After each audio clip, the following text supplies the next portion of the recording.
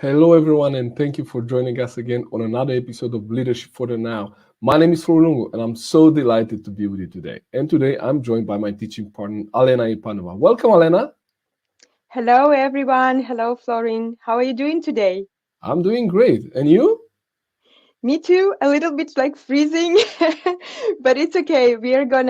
I'm gonna warm up with our discussion today, and the topic is very exciting: emotional intelligence and leading with emotional intelligence. Yeah, absolutely. Yeah. So, why don't we start with defining that, right?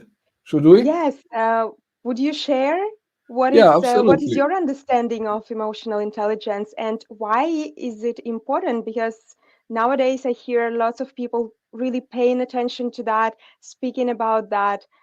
So please share your insights on that.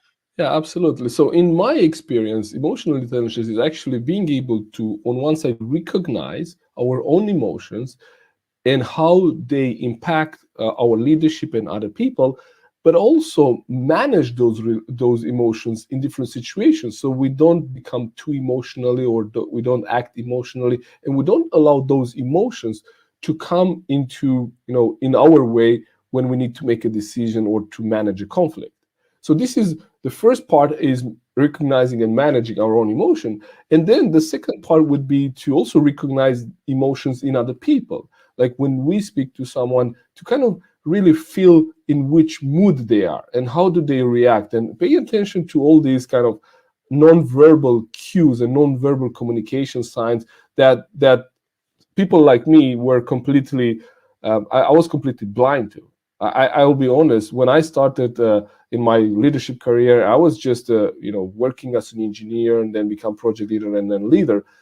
I didn't really pick any of these kind of soft cues or soft skills, emotional intelligence being one of them, because I was sitting in the meetings and hearing people say words. And because for me, I was an engineer, I thought that if you, my understanding is, if you give the same command to a system, to a machine twice, it will do the same thing, right? So the same command twice, the same output. Well, I thought people are the same. So when I put people in the same situation twice and they reacted differently, I was confused. But didn't you just said that last time? But what I was missing, it was that I was missing all of those non-verbal cues. I would go Mm, to meetings with my wife Lorena, and after the meeting, she would ask, what do you think she said? No, sorry, what do you think she meant by that? I said, what do you mean? She meant exactly what she said. She said that. I'm not sure. I think she meant something else. And I was intrigued. I mean, what do you mean? You don't understand. It's because I was straightforward in my communication, and I hoped and expected mm, other people to be, right. So that was where I started, very, mhm. no, at the very bottom. So what is your Thank you so much for sharing. It's a very interesting story, and just it shows also how it set you on the way of self-awareness, right? So just kind of from the assumption that everybody expresses it the same way directly. And actually, I can relate it to culture because you know that I'm a culture enthusiast. absolutely. When you say about directness and then also like indirectness or this kind of message hidden between the lines, and it can be very difficult to decode. And I also see it in my experience and in the meetings. And actually, it's you need to learn how to feel the room in terms of the energy, in terms of the mood, as you mentioned, and also pay attention how you listen. As you beautifully said it, with the words, I've been listening to the words, but what Absolutely. was behind. So I think it's a golden nugget to actually develop that ability that you can see a little bit more of what is said, but maybe not going too much for that, because sometimes I end up in the situations when people try to find the hidden meaning, but there is none hidden meaning. Yeah, yeah. And you So it's overanalyze, right? You yeah, can go yeah. into, So it is important to have it right, to have it well balanced, and I believe that this feeling comes with practice when you intentionally practice that when you talk to people, when you seek for feedback. Absolutely. I think you And made a really good. Sorry, I interrupt you now, but I'll get back to you to hear yes, yes. your view on emotional intelligence. But I just wanted I to make wanted to ask you a question, but yeah, go for it. yeah, I wanted just to add something there because you mentioned about me looking for the words and just hearing the words in that communication. But at that time, I was not aware that actually only 7% of communication, you know, counts for the words. The rest is Mm, body language, is a tone of voice, mm. right? So I was not really paying attention to those things because my tone of voice was always like almost yelling all the time, giving instruction.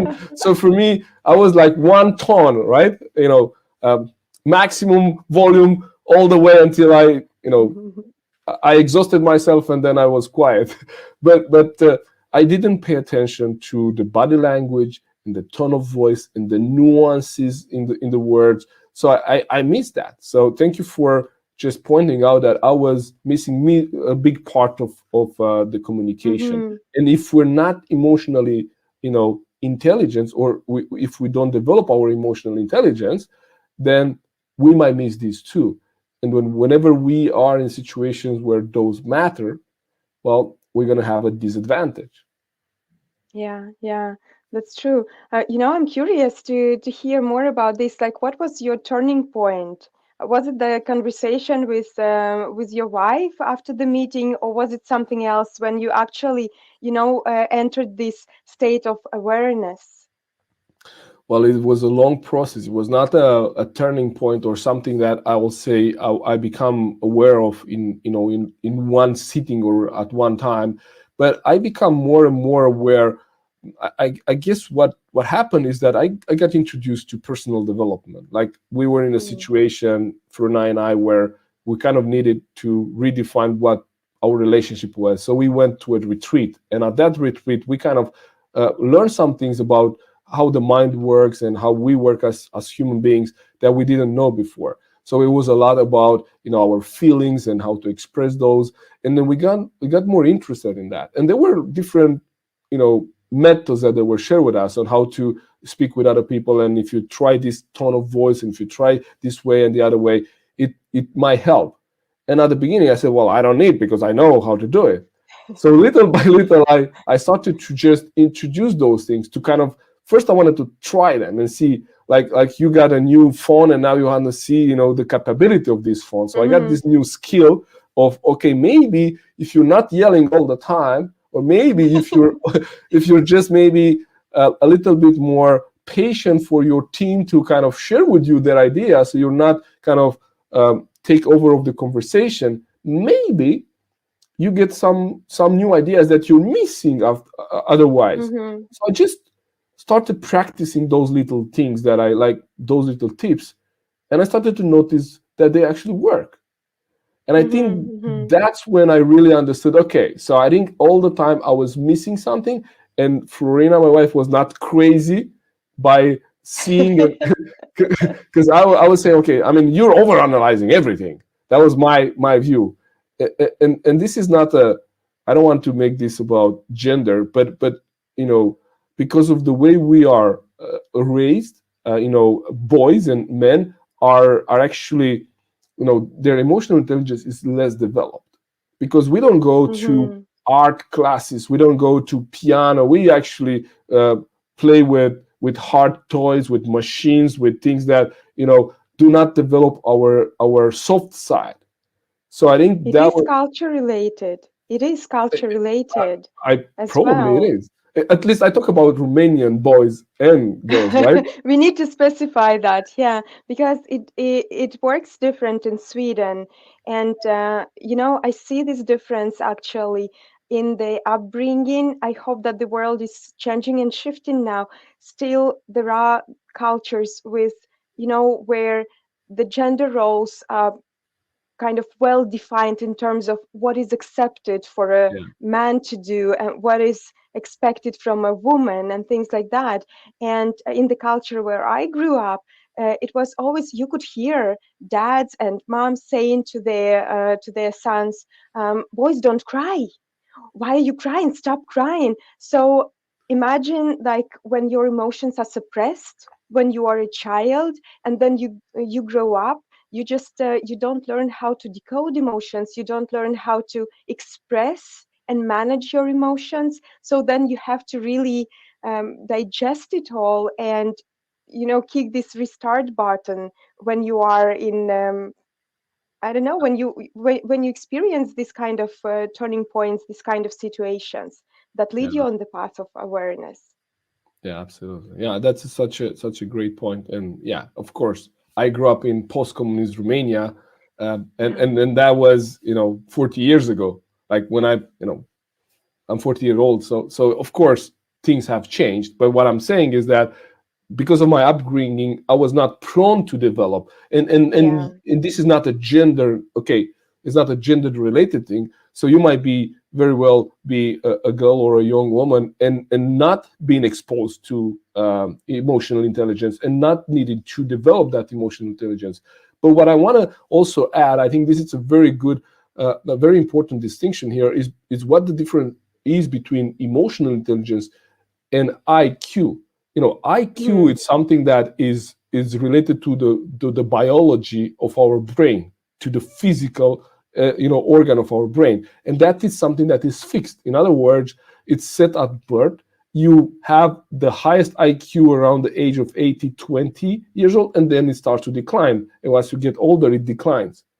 But EQ is not fixed. EQ is a skill.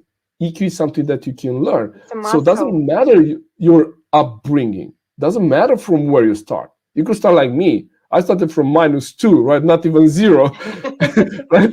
But you can learn it, right? So then when I got introduced to coaching, where coaching is more asking questions and helping the person to find their answers from within rather than giving advice, that's again when it accelerated my journey towards being more emotionally intelligent. So I think that's Hmm. a really good distinction for us to make, so people understand that doesn't matter from where you start, you can learn it. It's not like IQ, Hmm. it's not fixed. Yeah, this is a good point as well, that this is the ability. It's that it's a muscle, that the more you practice, the better you become, the more intentional you are about that, the better the final outcome is. And Absolutely. I believe that the joy as well, the internal joy when you are able to understand yourself, because we are always, in the like often we might fall into that mindset that it's about others, that we need to fix others, we need to manage others, but actually it all starts with managing ourselves first. Like if we can't have healthy relationships with ourselves, how are we supposed to develop healthy relationships with others? Yeah, that's so true. I love a quote by Wayne Dyer. Wayne Dyer said, when you change the way you look at things, things you look at change. Yeah, it's Right? a it's a bright, yeah, it's a bright wisdom. It's about us, right? It doesn't say Hmm. when you change people or when you change things. When Yeah, you change the way you look at it things. starts here. Yeah, exactly. So Yes. why don't we talk a And little bit about why is this important for leaders and for everyone watching? I have some statistics here to share. So a mhm, study conducted by LinkedIn showed that 92% of talent professional and hiring managers have been looking at soft skills at being, if not including emotional intelligence, if not equally important as hard skill, sometimes even more important than what we call to be the hard skill. And in today's world, when we have AI, this new chat GPT that is kind of taking over the world and people are talking about it everywhere. And now there is no, this machine doesn't have any emotional intelligence, cannot understand feelings. And that's where, as individuals, I think this is where our value comes into place. So instead of us worrying about these machines taking over our jobs, I think if we are able to develop this side of us that no machine could have, we will have an mm, advantage. And when there is also a risk that as leaders and individuals, we try to automate things. If you integrate one of these survey kind of apps that your team gets in and kind of every week or every couple of weeks clicks in on how do I feel about my work and how do I feel about that, but they never talk to a human being. Think about how much is lost in that, how much communication, how Mm. much information is lost in that. So that's why those things will not be able to replace emotional intelligence. And another study by Top Smart found that 90% of top performers have a high EQ. The reason being is that it comes with some benefits, right? You're able to manage conflict in a better way. You're able to motivate people to listen, and get those cues that maybe other people miss, and all of these things that we just talked about. Hmm. So, Florin, if you kind of like, if we bring it all into like one clear structure, um, how how we develop emotional intelligence, what are the components that are important there? Because we talk a lot about it as abstract. So what I want to do is to give a little bit of shape in order to better grasp what is that, what is those key components, what we can pay more attention to actually become more intentional and start our way developing EQ, or possibly we have it already, so just improving it and training this muscle. What would be your top three components there to pay attention to? Yeah. So I think it's important for us to kind of, yeah, I gave a definition that was, maybe a lot of words, but let's put this into four different kind of pillars. There are different Mm-hmm. frameworks out there when it comes to emotional intelligence, and how what are the components. But in a frame that I like and I work with, it actually has it's like you could see that like four quadrants, and you have the self part and you have the social part. Self being yourself, social being others, right? And in each of Mm-hmm. these self and social, you have the self recognition, recognize your own emotion, and self management, managing your emotion. Then you have for the social part, which is other people recognizing their emotion, so that it's uh, social recognition, and then social management in managing people emotion. And when you look at these four components, that part of it is about you recognizing your own emotion, Mm-hmm. and then being aware of how this impacts other people. And when it comes to managing your own emotion, being able to stay grounded and being able to manage conflict in the workplace, being able to negotiate, not getting emotional involved, and allow your emotion to come in a way of giving objective feedback. It's almost impossible to give objective feedback if we allow our emotion to come into Mm-hmm. the equation.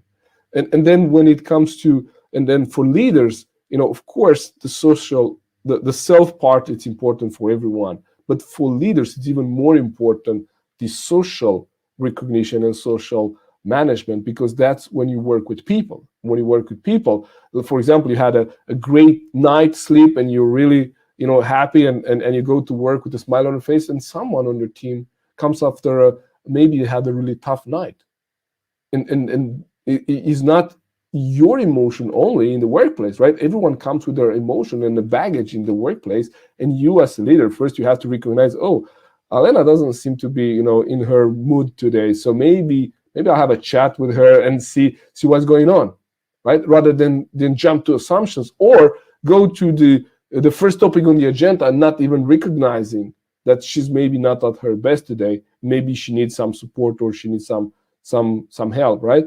And Mm-hmm. then being able to make sure that you recognize that, but also what do you do about it? Now you recognize, and what do you do? Are you just ignoring, or are you supporting her? So this is all the coaching, the mentoring, the leadership comes into the social management, where you manage other people, including their emotions, of course, because it's part of Mm-hmm. them. Mm-hmm.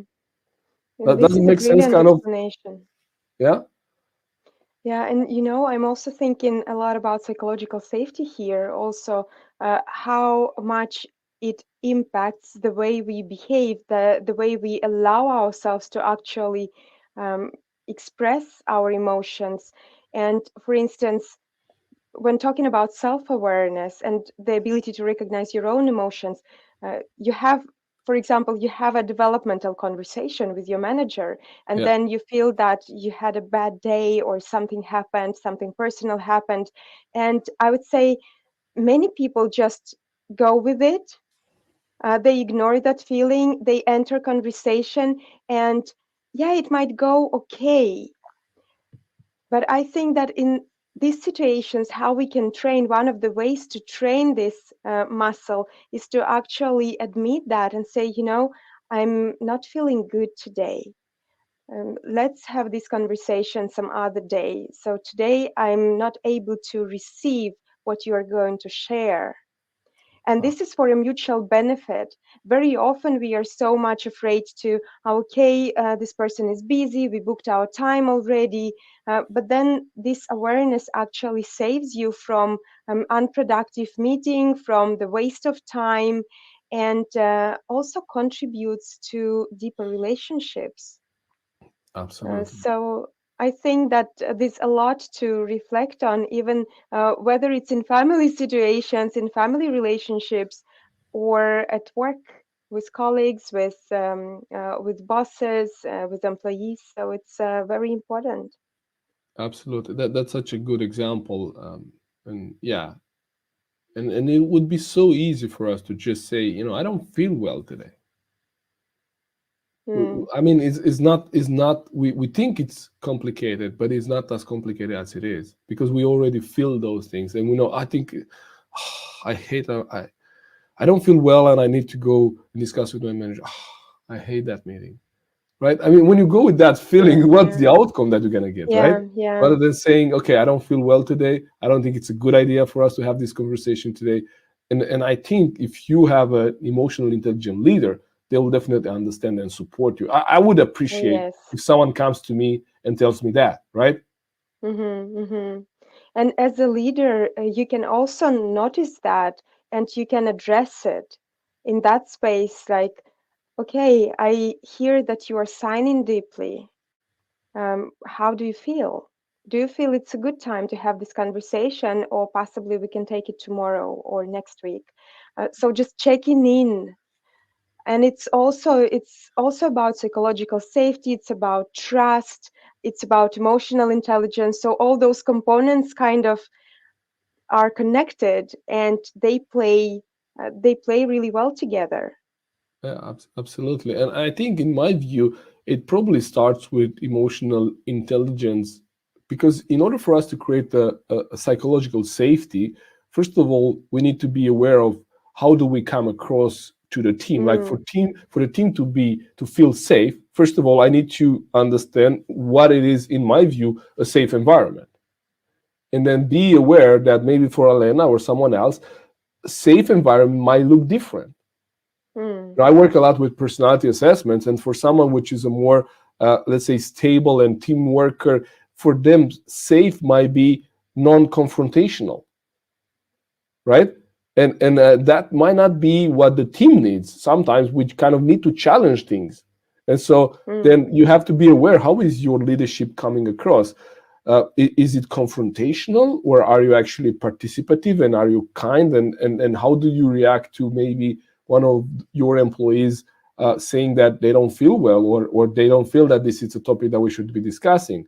So I think, if someone as a leader is not emotional intelligent, or emotional intelligence is not developed, then they'll not be able to create psychological safety because they will not see all of those cues that we're talking about, mm, right? How do you build trust if you come across as being insensitive or harsh, right?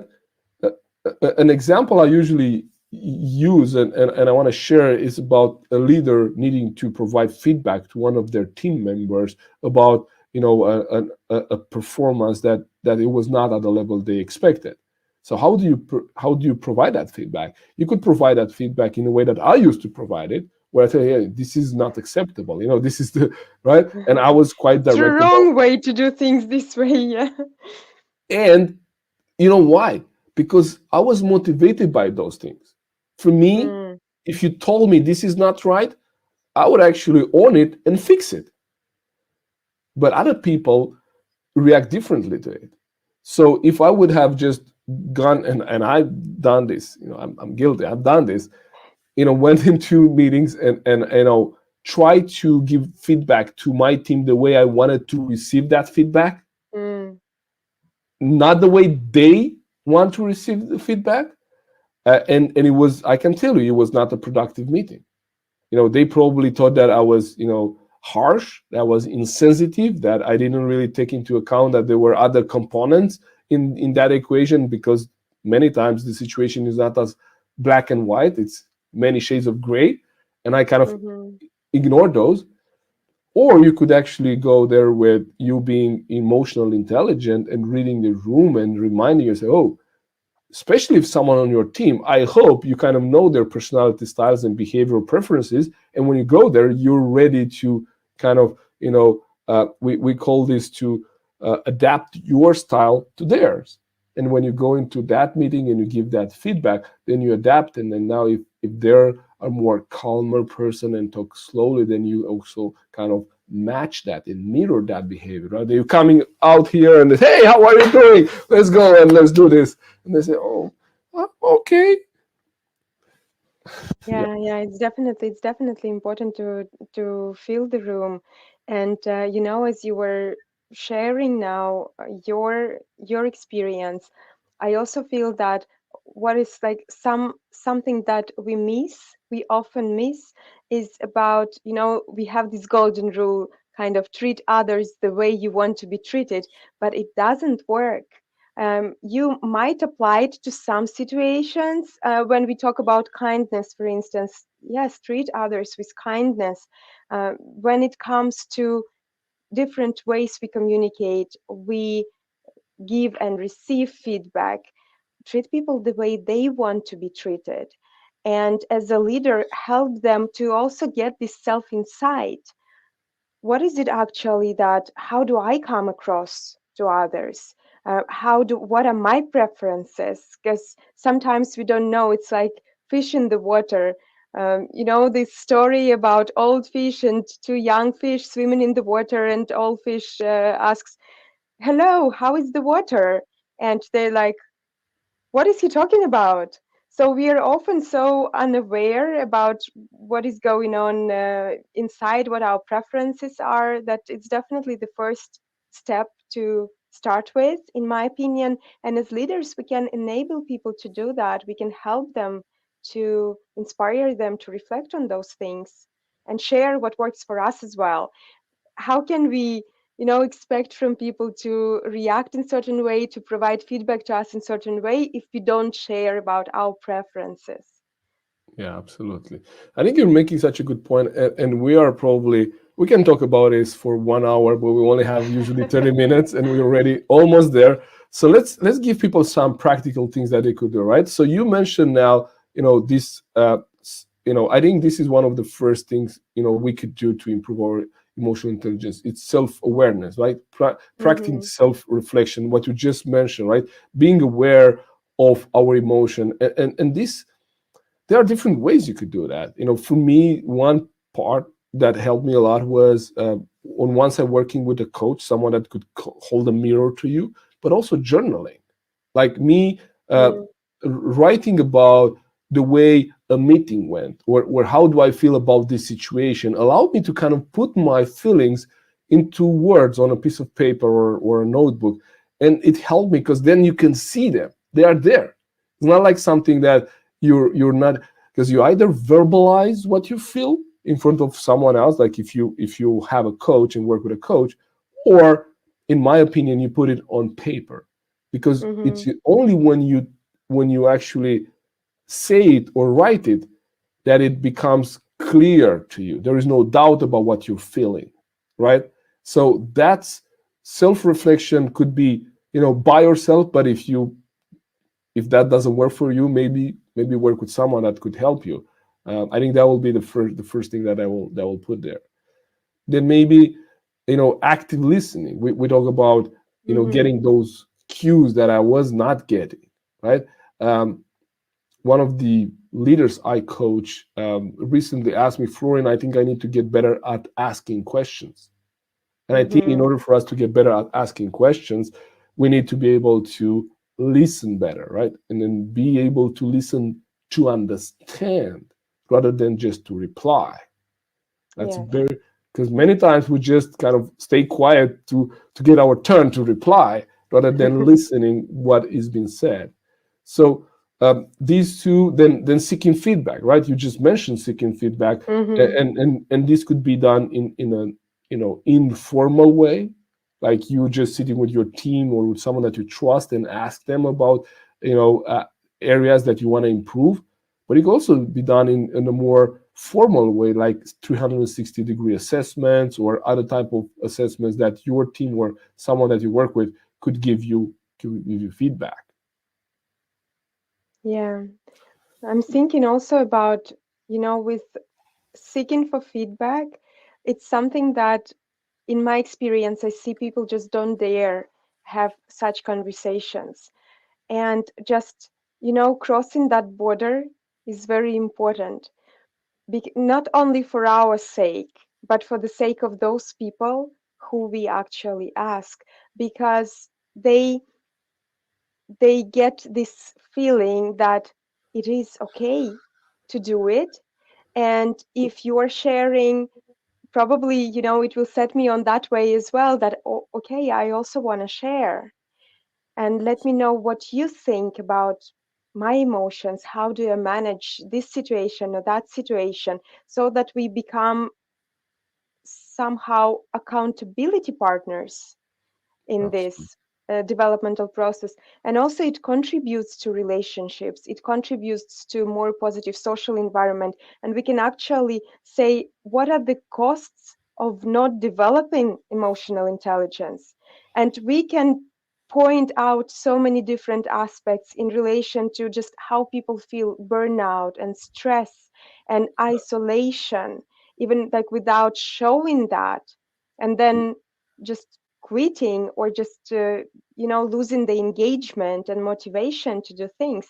And we can convert it into financial part as well, how it impacts not only the environment but also the success of the business. So the Oh, cost is absolutely. pretty high. Absolutely, absolutely. And I know there are also some cultural components there. Like what would you like? How would you take into account the cultural component in the EQ? The cultural component is very important, in my opinion. I might be very biased here because this is something that I'm specialized in, the cultural intelligence. And to me, the ability to understand how people leave their emotions in different contexts. We all come from different cultural backgrounds. Not only I'm not only talking about national culture, but families. What is accepted in a family? Is it accepted to recognize emotions, to express them openly, or are you suppressing emotions constantly? So there are so many different aspects that actually influence the way we manage our emotions, we reflect on them, or maybe not even reflect, and how we interpret emotions of others.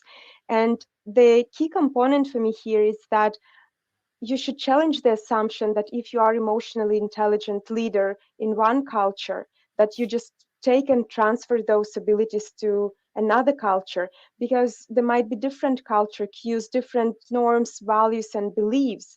So in order to understand that, you need to tap into that layer. If we imagine it as an iceberg, so it's going to be a hidden layer of the iceberg, and it's all done through the conversations, through being open, curious, and as you mentioned, the coaching component of that. The better questions you ask, the better answers you get. The Absolutely. deeper you go there, and just opening our eyes on the things that, maybe I'm pretty good with emotional intelligence here in this space. But there's a lot to learn, lots of things that I don't know. And I'm curious to understand, I'm curious to see, because as you mentioned, this, the tone of voice, high tone of voice and everything, it comes from culture, from the environment where we grew up. So it's kind of our setup, autopilot. We just Absolutely. used to do things this way, right? So switching to a different mode might be very challenging. So that's why we need to just explore those options and just to, accept that there are things that are different, and it doesn't mean that they are wrong. Just this Absolutely. understanding helps a lot. Wow, absolutely. And I just want to, because we're way over time, I just want to end this with Oh. kind of an anecdote, a funny story, because I was, Florina and I, we were living in this apartment building where we were students, and we come from Romania, but we are a Latin, country in Romania. It's a Latin country, so we kind of tend to speak high tone, right? And then Mm-hmm. we just come in this environment where there are people from different cultures, and they were looking at us. You know, one evening we had some beers, and we just kind of shared that this is the way we actually talk, and they were saying, "Oh, really? We thought that you were always fighting because you were always, talking so high to each other and then like kind of almost yelling." No, it's just the way we talk. And so Mm-hmm. that could be just the way I talk, the way I express emotion, and the way I'm verbal when I'm angry. uh, it's Mm-hmm. probably just the way I learned to do it, and it doesn't mean that it could actually be applied to a different context. So Mm-hmm. um, you're so right, and there are so many aspects here. And I think because feedback came a few times in our conversation, it's probably good to have an episode on that. What do you think? Yeah, totally agree on that. It would be valuable, I believe. All right, absolutely. All right. Thank you so much for tuning in. I hope we got some value out of this. And if you have any question, feel free to reach out to Alena or me, and we'll look forward to see you on the next episode. All Thank right. you. Bye Take care. bye. Bye bye.